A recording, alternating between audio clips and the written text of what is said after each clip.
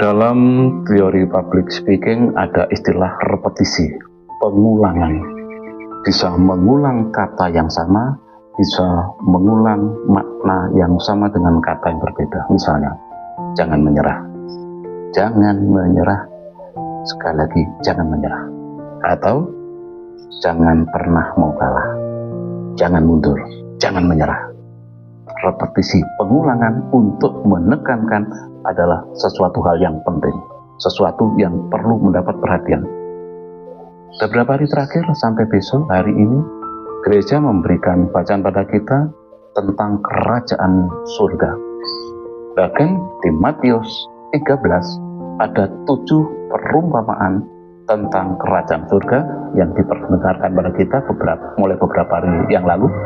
Bahkan yang diperdengarkan pada kita hari Minggu kemarin diperdengarkan kembali hari ini. Besok pun masih menekankan kembali perumpamaan kerajaan surga itu. Ini untuk mengatakan sesuatu yang penting. Seberapa penting? Dalam bacaan hari ini ada 2 perumpamaan. Perumpamaan sebelumnya tentang mungkin pendengar Yesus, seorang petani, tentang benih, seorang ibu rumah tangga suka masak, yang kemarin tentang memasak ragi dan adonan, hari ini tentang pedagang, dan besok tentang nelayan. Hari ini ada 2 perumpamaan, semuanya menjual harta miliknya agar memperoleh apa yang dicarinya itu. Yang pertama, menemukan harta yang terpendam. Tidak sengaja menemukan, tapi akhirnya tahu itu berharga, dijual. Yang kedua adalah orang yang sengaja mencari mutiara yang berharga. Ketika menemukan, dijual juga seluruh miliknya untuk membeli mutiara itu.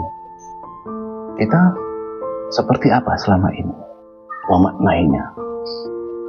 Mungkin kita juga punya pengalaman hingga seorang teman yang hidupnya berubah karena mengalami peristiwa. Misalnya, saat di tepi pantai seorang temannya terseret ombak, tidak terselamatkan, sementara dia sendiri sempat terseret namun terselamatkan. Sejak itu hidupnya berubah, tidak sengaja awalnya, tapi hidupnya berubah, yang dilakukan semuanya demi kemuliaan nama Tuhan.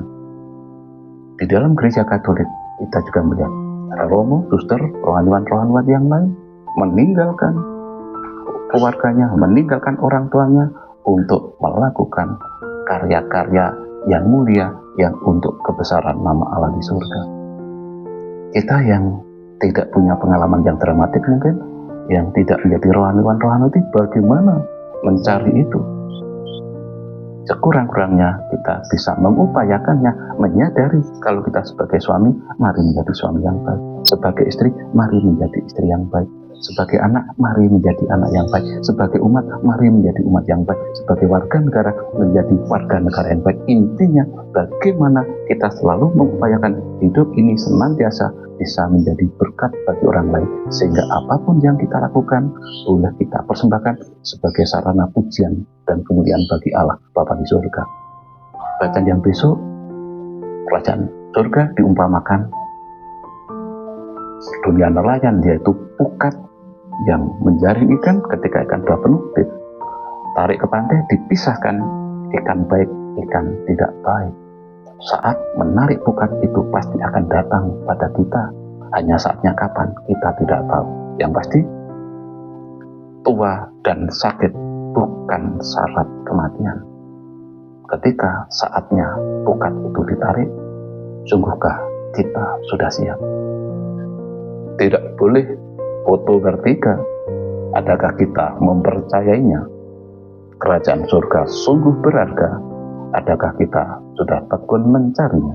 Dan akhirnya kembali saya sampaikan, salam pijar kasih.